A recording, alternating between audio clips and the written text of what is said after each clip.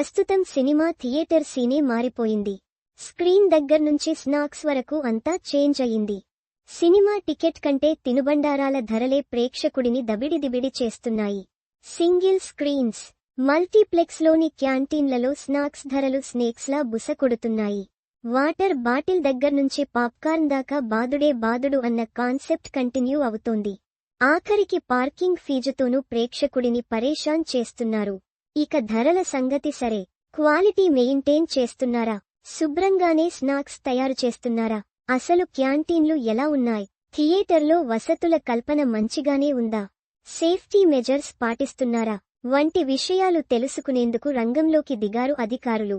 Cinema థియేటర్లలో food stalls పై అధికారుల దాడుల్లో షాకింగ్ నిజాలు వెలుగు చూస్తున్నాయి.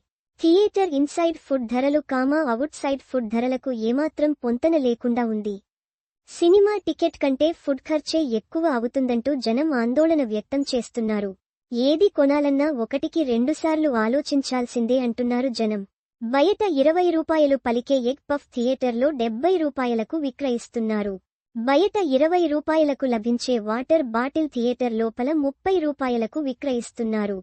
థియేటర్లో కూల్ డ్రింక్ కొనాలంటే నోరెళ్లబెట్టాల్సిందే. కోక్ టిన్ 100 రూపాయలు. ఇక పాప్కార్న్ గురించి ఎంత మాట్లాడుకుంటే అంత మంచిదే. థియేటర్లో పాప్కార్న్ శ్రీమంతులే కొంటారన్నట్లుగా మండిపోతున్నాయి ధరలు. మరిన్ని వీడియోల కోసం ఇక్కడ క్లిక్ చేయండి. Also watch. అఖిల్ పెళ్లి డేట్ ఫిక్స్. అన్నకు చేసినట్టే సేమ్ అదే మాదిరి.